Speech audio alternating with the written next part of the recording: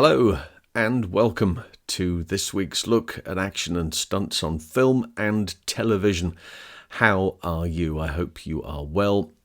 This week we are looking at the movie Final Destination 2.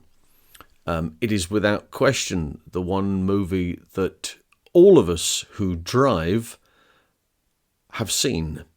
And whenever we're on the motorway or dual carriageway and we pull in behind a vehicle that is carrying metal rods or is carrying telegraph poles or anything that looks like it's not secured quickly or fastened enough, then we tend to move out of the way and try and find somewhere else to go. It has a detrimental effect on those who pass their driving test within, I would say, 30 years of this movie having been made.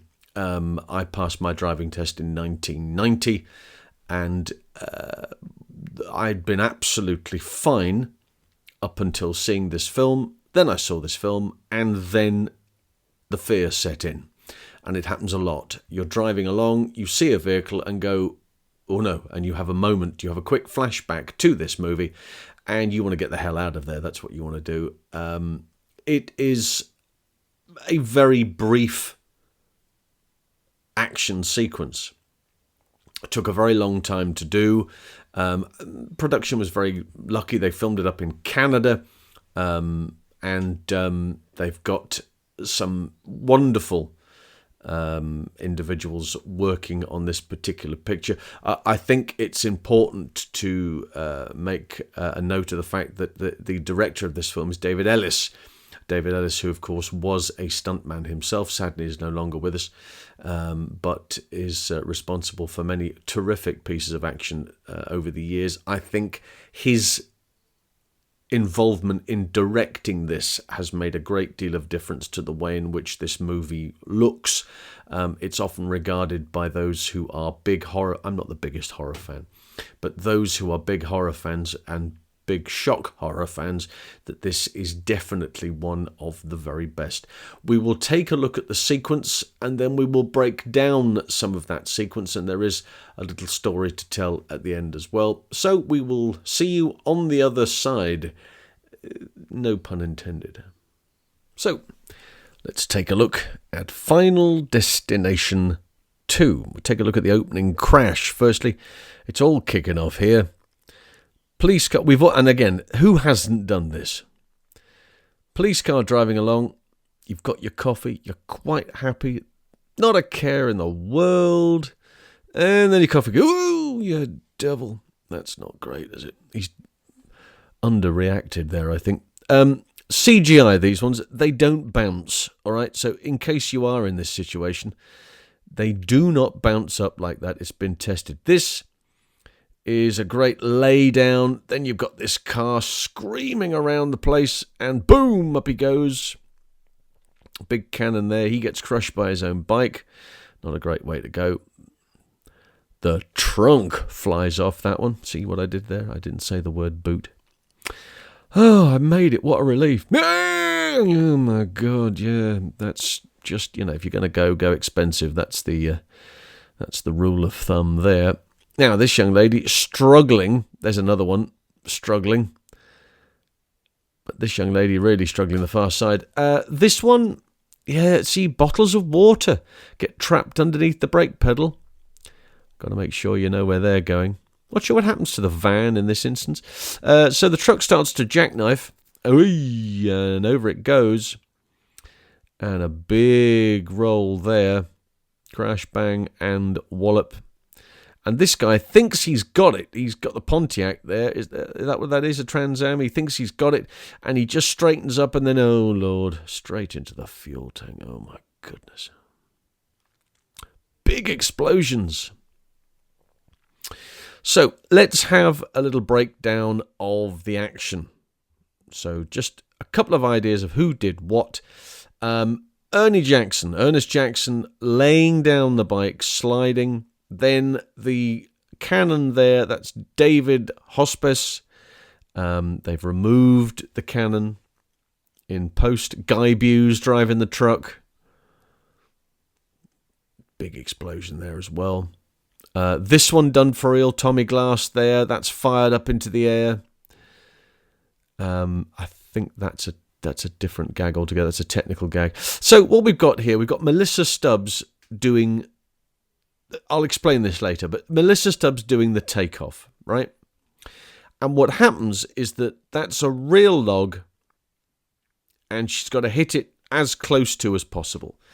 That's the ideal. The windscreen's out. You see the windscreen there? The windscreen has come out, and that's the key to making the differential between one and the other. That's a still photograph. Look at the rain all over the place, the real log in the road. I mean, it's a right mess.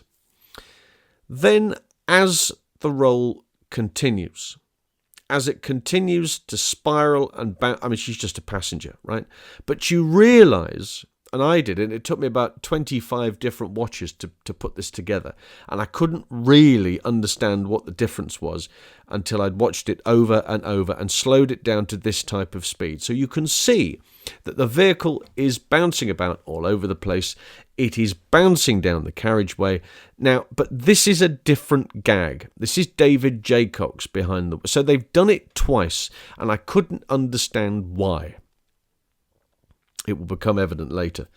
But clearly there was an issue with one, and they replaced it with another. And then you see in this part, as it comes over, look, the windscreen is in place. It has not come out. This is a different take. They only did it twice, and there are two people who did this canon. So this wasn't even really, I mean, there's an arm sticking out there, but these are all dummies. There are dummies in there. There is hair, dummies with hair, and they're sticking out through the windows and the roof compartment. This is all, and there's the hair, look.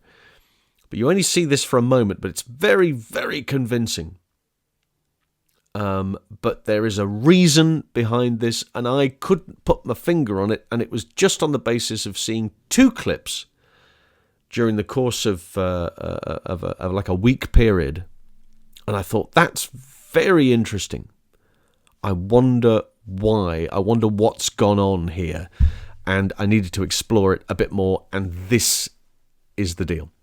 We just run through the detailing. Freddie Heiss, Scott Nicholson, Trish Schill, David Jaycox, Marnie Eng, Rob James, Doug Chapman, Brad Loree, Ernest Jackson, Jim Dunn, Steve Halliday, Dave Hospice, Annie Ellis, David Miles, Mike Langlois, Melissa Stubbs, Fred Perron, Leanne Buchanan, Tony Morelli and Sharon Sims, and Corey Glass, Guy Buse, Tom Glass, Eve Cameron, Dwayne Dickinson, Kim Howie, Gaston Howard, and Kirk Jarret, or Jarrett possibly.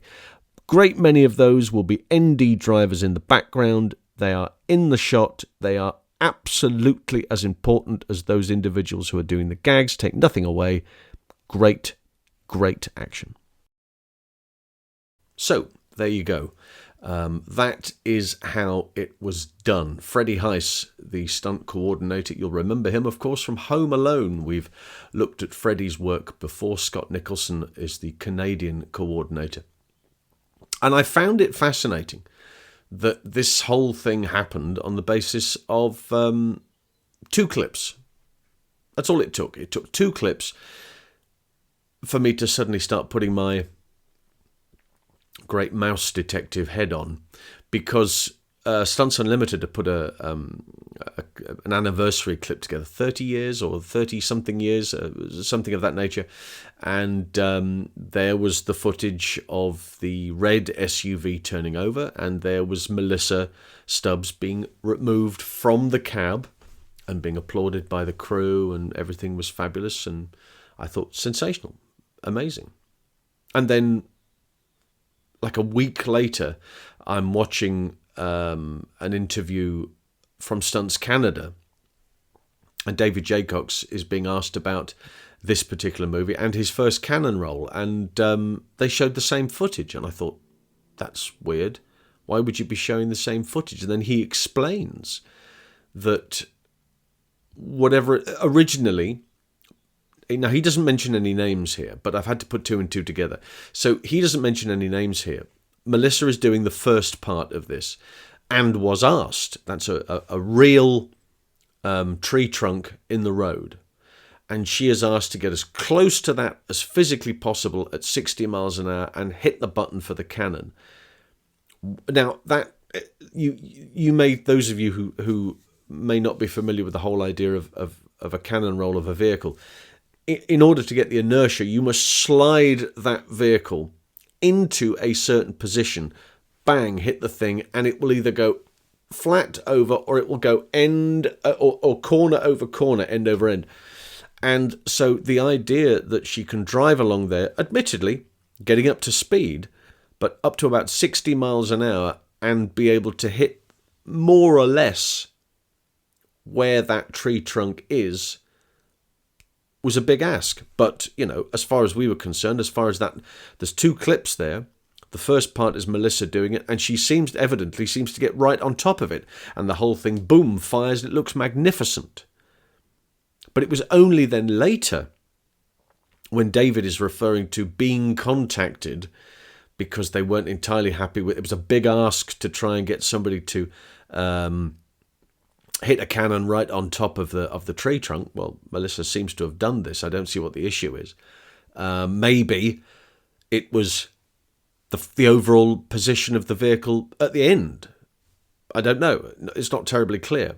They've asked him to then go and do it, and what they have done is said, just turn the thing over.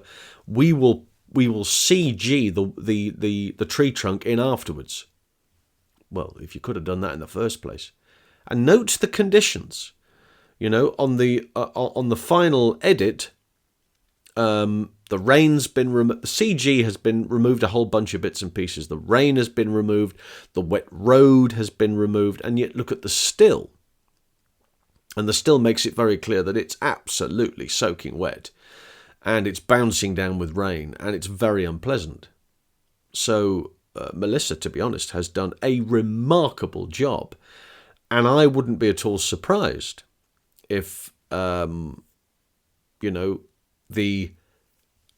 Canadian coordinator, Scott Nicholson, has said, we're not going to remove all of Melissa's. There's absolutely nothing wrong with this part of it. In fact, there's nothing wrong with all of it. But may I suggest that we have a compromise somewhere along the line and we keep this. Then, at this point here, then we switch to the other cannon. And we'll be able to put the two together. And I think under the circumstances, that's fair. So David Jaycox is quite right in saying that was his first cannon roll. They've both done one. They have both. Good Lord, what's happening there? A celebration. Who knew? This thing does remarkable things every once in a while. Confetti now falling from the ceiling. By the by. So perhaps, both of them, David's done his first, Melissa's done a couple already, and there was absolutely nothing wrong with either of them. Maybe it was the final position. But ultimately the director gets the say, David Ellis gets the say, and he says, I'd like it again. They had a budget enabling them to do it again. They had the road enabling them to do it again.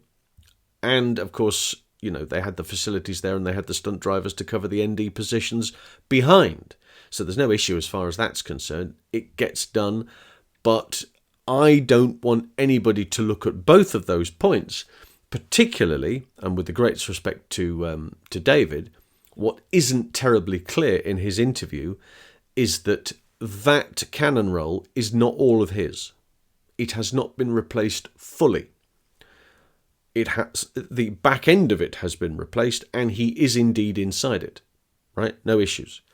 But Melissa is also performing the takeoff of the cannon roll, the first part. She fires the cannon, up it goes, over the tree trunk, lands the other side, bang, and then the start of the roll, and that's all David from then on in. So I wouldn't want there to be any issues either side. They have both, and they are credited.